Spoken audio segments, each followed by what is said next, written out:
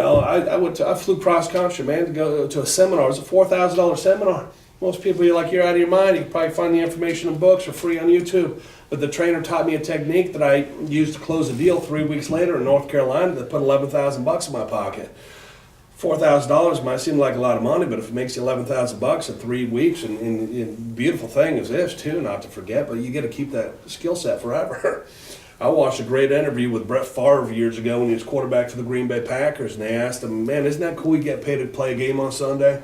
Such a harmless little question, but I loved his answer. He said, I don't get paid to play a game on Sunday. I get paid to be at practice Monday to Saturday, lifting weights, studying game film, getting ready for Sunday. He said, heck, Sunday's my day off. What an awesome attitude, man. The top producers, they're the ones doing the training. I admire that. You play at this level in your industry, man, you've worked your tail off to where you've done the study, you've done the training. When I was in Detroit, I gave a talk at a car dealership, and they're like, yeah, that basement where you did the custom training for our company, it's where Kid Rock used to practice.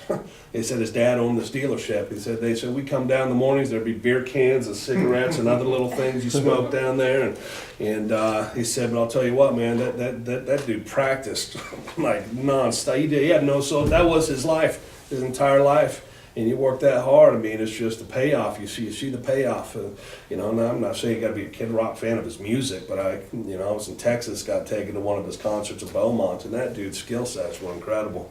Yeah, I made up my mind at that moment. I said, I don't care if I like the Entertainers' music. If they're playing in my town, I'm going to go see them just to see the skill set on display. But I go to more seminars than I teach because we're in a time and age, man, where this game's changing, and it's changing fast. And if you don't adapt to the way business is being done in the 21st century, you're going to be obsolete. It's what I call the blockbuster video principle. The final 10% of my income is what I call play. Some lady in my Philadelphia seminar yelled, finally. That's pretty fun. Dude, I live so I can play. I mean, I do stupid stuff everywhere. I Salem, I go to little, House of Seven Gables and the witch stuff, and I just saw Plymouth Rock, freaking rock, drove an hour to see a rock. Yeah. But then, I mean, it's just so much cool. I took a little weekend road trip through New Hampshire and, Vermont, and stayed at the Omni Bread, and beautiful resort there. I was in Amsterdam last week. What's that? Is that Mount Washington? Yeah, it's beautiful, man. Big white resort, looked so many that I've stayed in and seen across this country. But I work hard so I can just live life. I've seen a ball game in every stadium in this country, and the 7 that no longer exist. I caught a game on the Monster last year. That was awesome. That's a sport bucket list, man. That stuff's expensive though. You gotta have the money to sit up on the Monster. I've only got 3 NBA arenas left. I've got only like 9 NFL. I've been to every stadium and arena, but I haven't seen a game in all of them. I'm almost done with hockey, basketball, all of them. I mean, I just love sports. I was at Belmont when the Triple Crown hit a few years ago.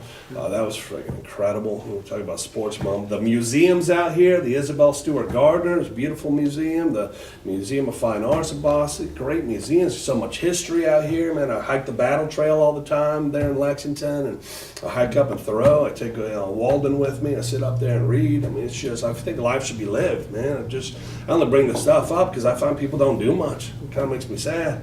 They'll check in at like Red Robin or something on Facebook. You're like, dude, go to find a good restaurant in town, man. There's so many cool places in town. Try, I don't need a chain restaurant. I don't. I'm in Boston for 3 months, man. I got a food and drink bucket list while I'm in town. Oh, but I remember I was in Hawaii for 4 months, and when I'm in Hawaii, I eat like a local. I eat the hapia, the lala, the pipikawa, the poke, the taro. I'm walking down Kalakaua Avenue one night in Waikiki Beach. I saw a line down the street that blew my mind. I thought, why the heck would you fly thousands of miles and land in a city built on a volcano in the middle of the Pacific Ocean and stand in line that long to go eat at the Cheesecake Factory? Ugh.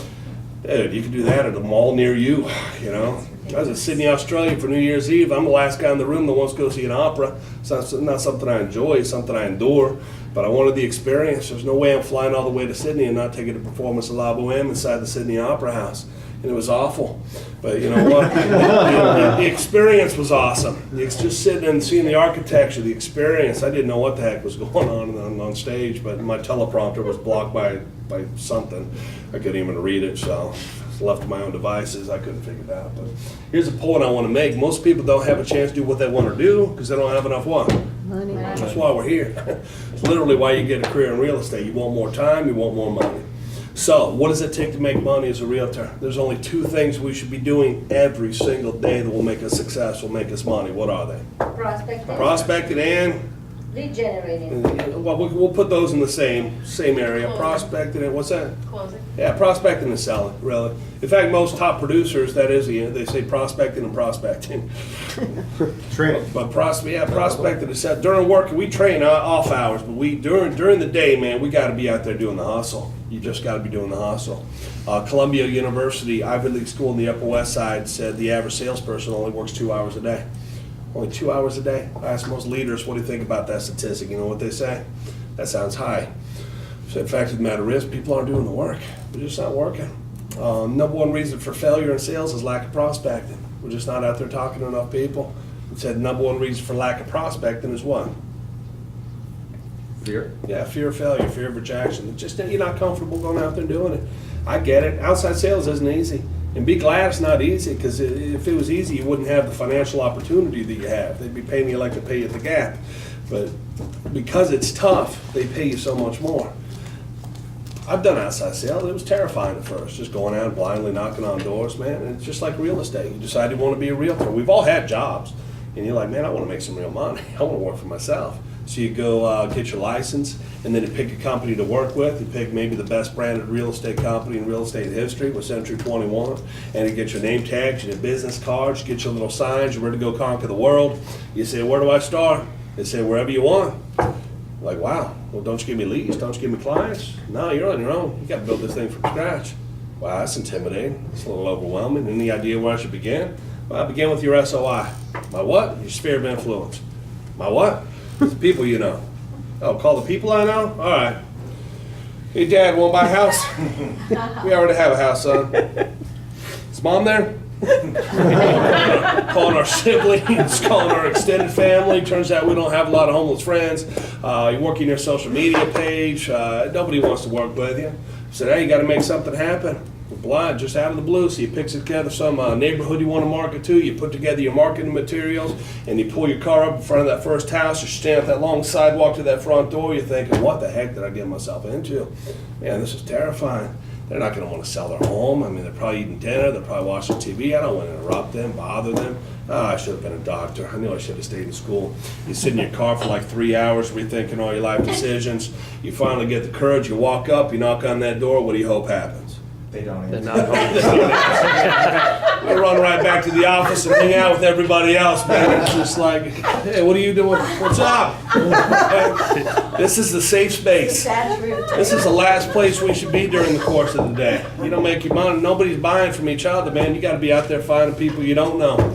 That's how you make money. You got to overcome fear to get yourself out there and talk to anybody and everybody. There's 3 ways to overcome fear. The first way is what psychologists call systematic desensitization. It's a big fancy term. It simply means the way to overcome fear is to do it. do it, face it, get out there. They say it takes 21 days to condition a new habit. If you're out there talking to people nonstop, sun up to sun down, you're going to feel comfortable after 3 weeks of doing that. You just will. It'll feel natural. You'll just feel, hey, this is the job. I don't think it'll take 21 days, to be honest. I think it'll take a few. I did that. I sold outside sales in Beverly Hills, knocking on doors. After a few days, it was almost boring. What I was afraid of became almost boring, just routine. You almost had to try and think of ways to make it interesting. But you know, I learned a few things doing that. First thing I learned is some people are nice, some people aren't. It is what it is. You don't have to work with everybody. That's the beauty of being a realtor. It's okay to fire your clients. The challenge I find with the realtors is they get stuck with one client who's not even a prospect, who just wastes their time for a couple months showing them, leading you around to show them about 60 different homes, and they're not even really, a solid prospect. Not everybody's a prospect. There's prospects and there's suspects, and you got to learn how to qualify to separate the two. And qualifying is an area a lot of people really drop the ball on, distinguishing between the two. My first month of sales, I made 2 sales. My second month, I made 24. First month, I talked about 200 people and made 2 sales. Second month, I talked to only 50 and sold 24. Why was I so much more effective? Because I learned how to qualify.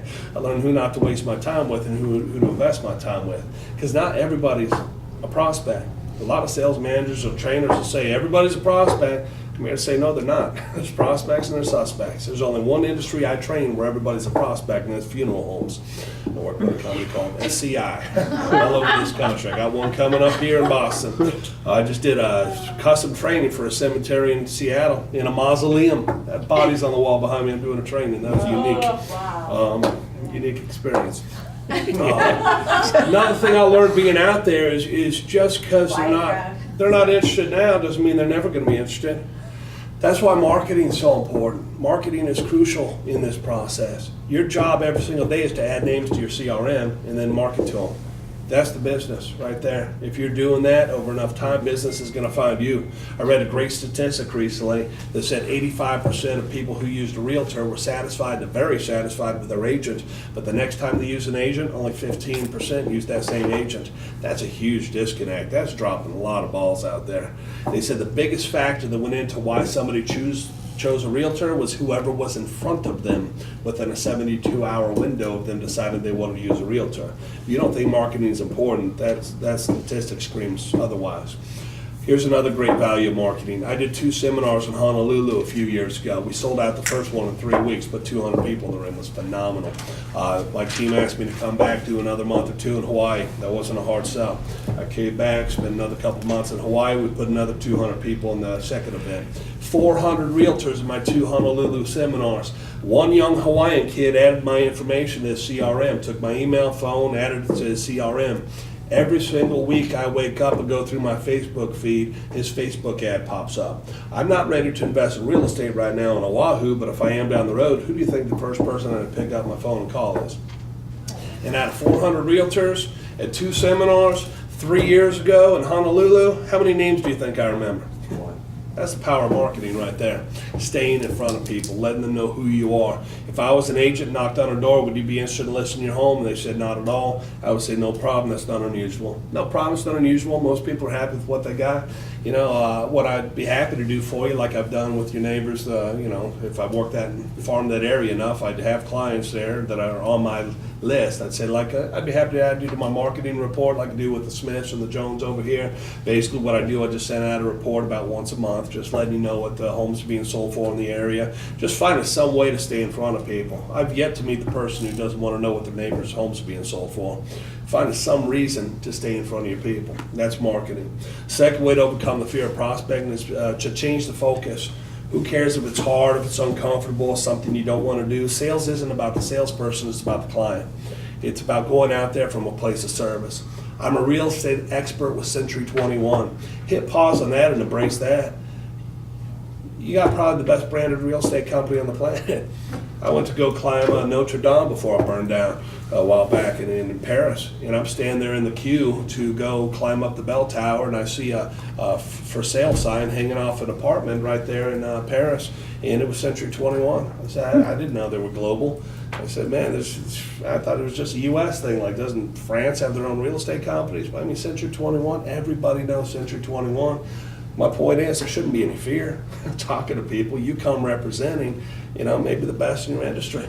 So there should be no fear. Just walk in with confidence. I'm a real estate expert with Century 21. How can I help you in your real estate needs? Just leave it at that. If they say, what do you mean? Oh, you know, are you interested in listing a home, investing in real estate, and buying a dream home? What if I can get you in your dream home for the same monthly payment you're paying right now? Living where you are. I mean, just, you know, ask questions, engage it with people. Third way to overcome the fear is this: be damn good at sales. Again, it starts with confidence. If you know you can close, man, you'll pick up that phone. If you don't know, you're probably not going to do the work. If you want to be honest. So this is the stuff I teach. I teach the skill sets. I teach my morning sessions of my all-day seminars are about entrepreneurial skill sets, business planning, time management strategies, prospecting, just the psychology of success, the Tony Robbins stuff. The entire afternoon is the stuff I'm going to talk about right now. It is the sales stuff, how to negotiate, control the sales process. I teach these things. We sell them out every city I go to because I don't know anybody else out there teaching this stuff, to be honest with you. There's a lot of motivational stuff, not a lot of skill stuff.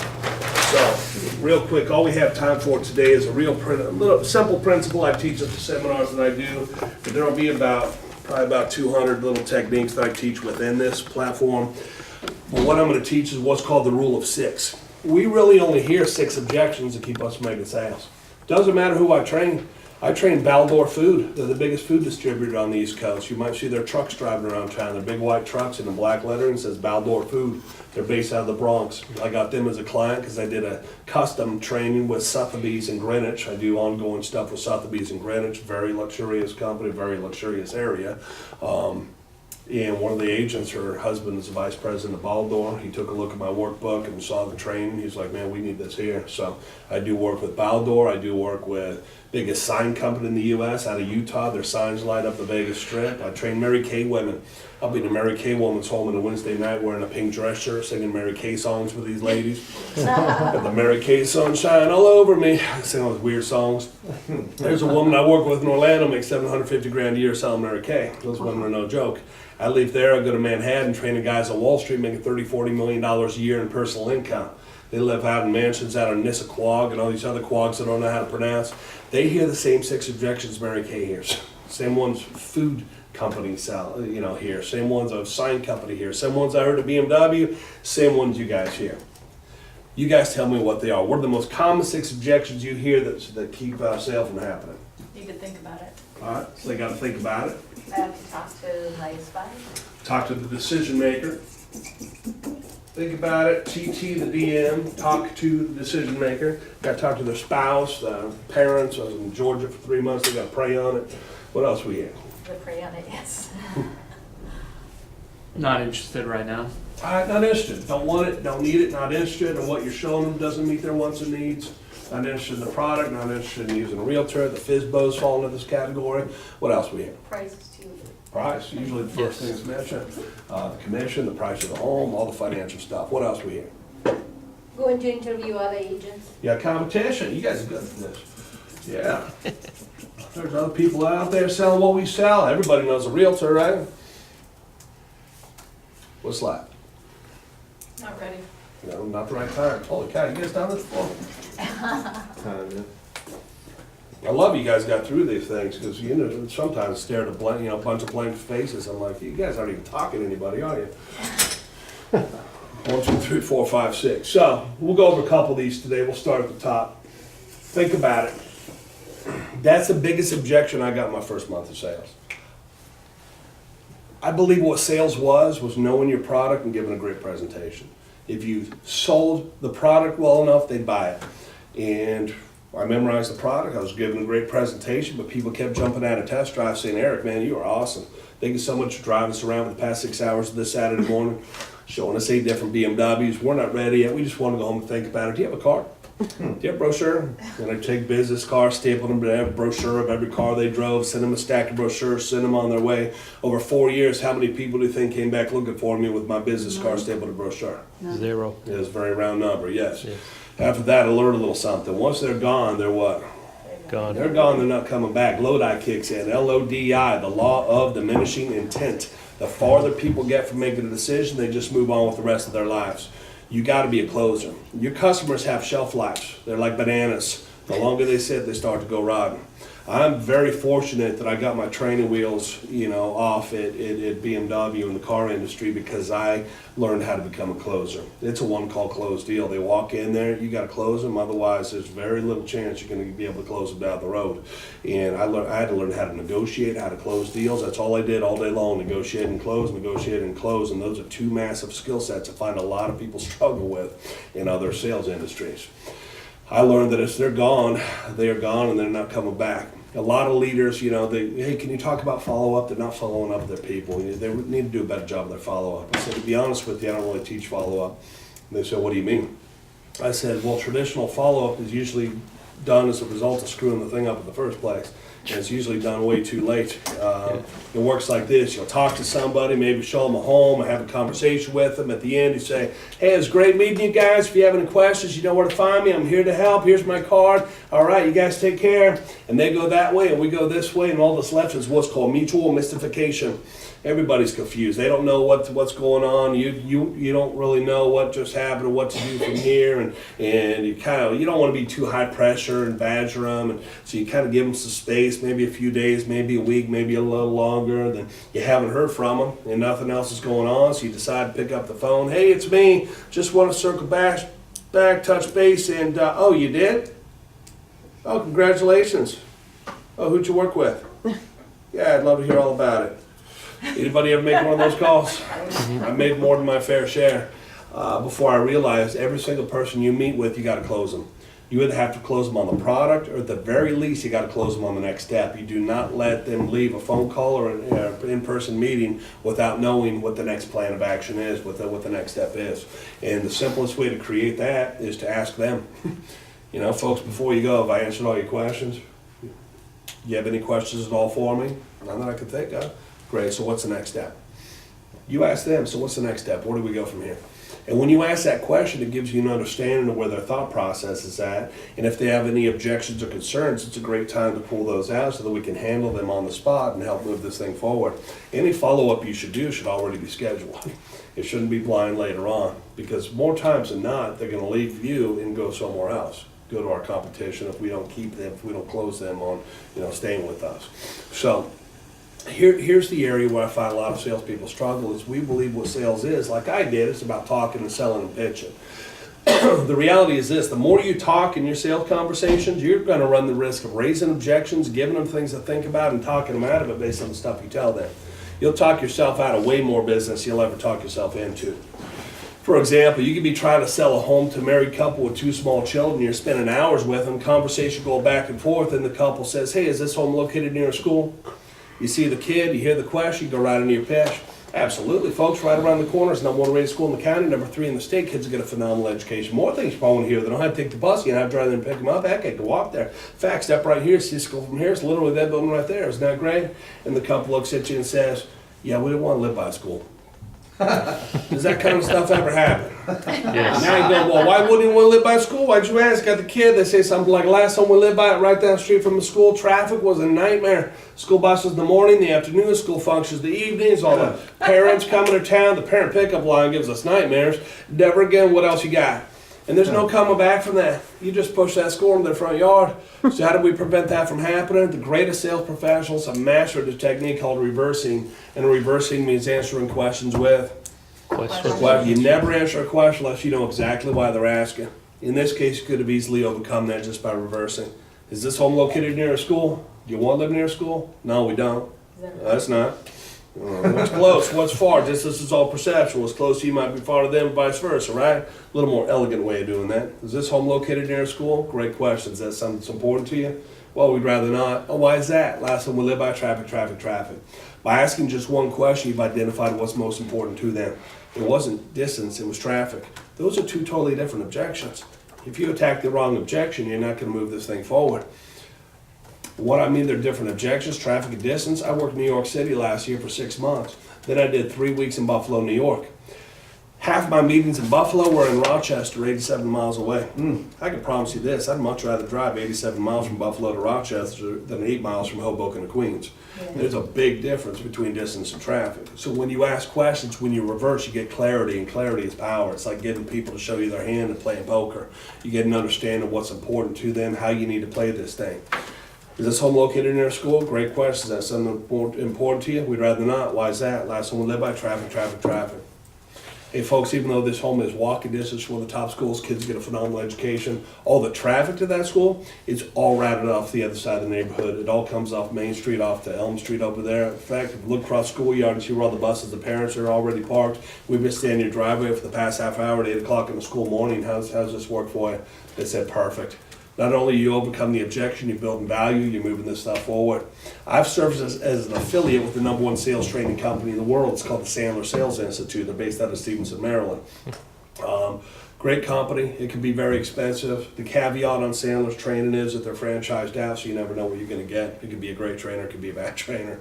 But I've worked directly with Sandler, and I like a lot of what they teach. The founder of the company, David Sandler, he created 49 rules of selling. I teach a few that I love, and one of them is to never answer an unasked question.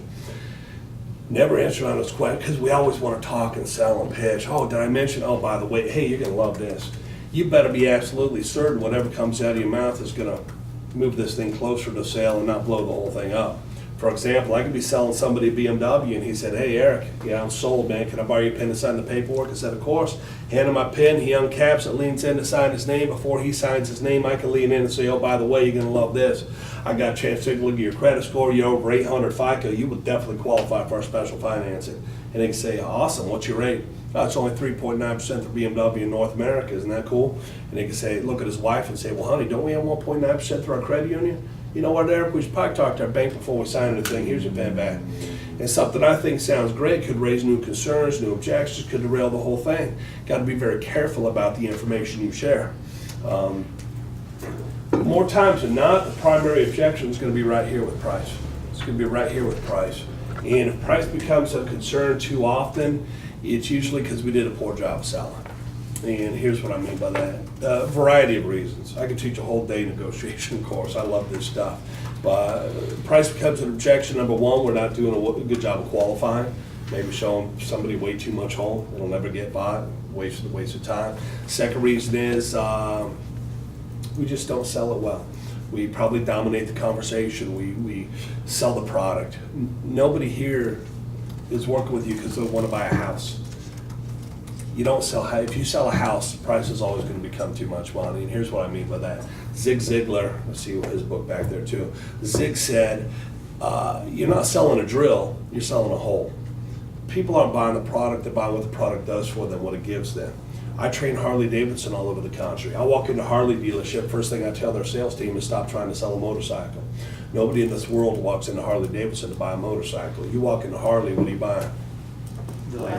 Lifestyle, a dream, a ride, a brand. Nobody gets Kawasaki tattoo. Harley's Harley, man. Gotta sell the Harley. I trade Bentley, Rolls Royce, Lamborghini down in Florida. You don't have somebody walk into a Rolls Royce dealership and say, what kind of gas mileage does that thing get? Because you're not buying a car. You walk into Rolls, what are you buying?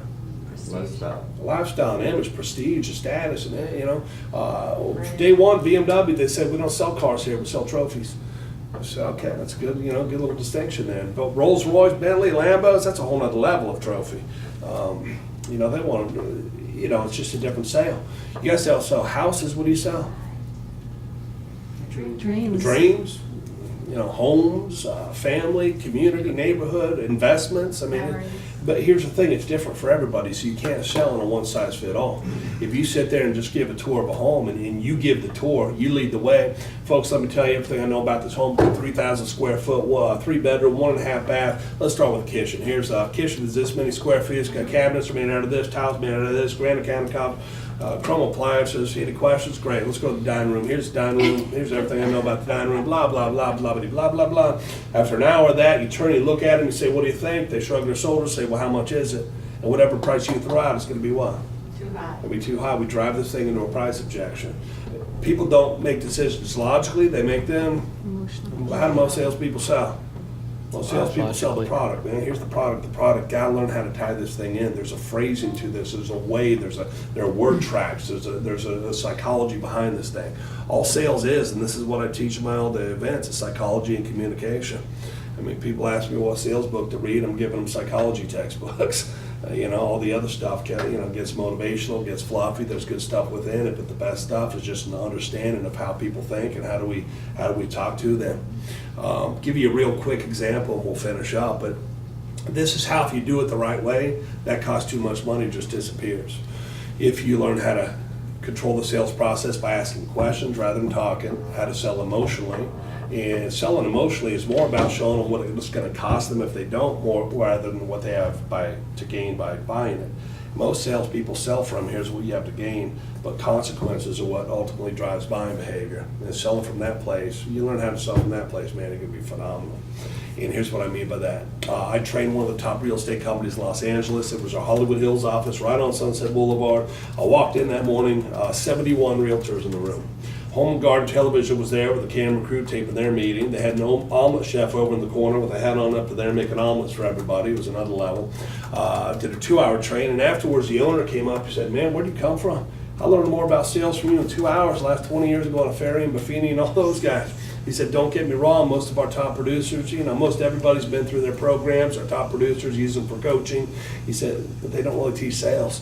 He said, at the most, they give our agents scripts. And scripts are a good foundation, but there's two challenges with scripts. The first challenge is your clients don't have a copy of the script. Second challenge is it can sound very scripted. It can sound very mechanical. It comes across as what I call timeshare selling. You know, they have an answer for everything, but it's just too salesy, too high pressure. He said, let me throw something at you. We have a huge training budget. Money's no object. Name your own price. Instead of us piloting into 71 cars, battling downtown traffic to get to your seminar in May at the convention center, how much for you to come in here and train our company here for the day? I'm thinking, man, this sounds great. Huge training budget, money's no object, name my own price, but I know better than just throw out a price, because even if he's sold and he loves it, if I throw out a price right now, that's going to become the object, the objection. If he says, how much? I say, I'll do that for $8,000. What do you think he'd say? You don't know. He might say, how about 6? How about 6? Will we flexible? I mean, it would start a negotiation. You throw out a price, it starts a negotiation, and it only goes down from there. I also don't want to give him options. I can do a half day for 6 or a full day for 8. Which one do you want to go with? You know what happens when you give people options? It paralyzes them. It creates what's called cognitive dissonance. It confuses them, and it usually leads to let me think about it. Let me talk to other people. If I come out and say I can do a half day for 6 or a full day for 8, he'd probably throw every one of these at me. Well, let me talk to all my agents, find out the best time to schedule this thing. You're gonna get 71 realtors on the same schedule, you should be teaching the course. We probably got another, I think we got another trainer coming in to do something. Are we flexible on that pricing? Is this gonna be real estate specific? I gotta talk to my business partner. Why don't you give me a call next week? I call him next week, he's in a what? Meeting. Would he like to leave A? Message. And he calls you back when? Never. I've done this before. Got put in voicemail jail. Customer goes in hiding, sending you in a chase mode, and you're chasing after something you lost when they said, I love it, I want it, how much is it? And you throw out a price, or even worse, you gave them options. People don't want options. I've helped a lot of people close a lot of deals over the years by removing those options. Because you give too many options, man, it just paralyzes them. And I also think that it makes you look like you don't know what's best for your clients. It's like going down Vanna White and a bunch of homes, say, which one do you want? They're gonna look at you like, well, I don't know. I don't know where to start.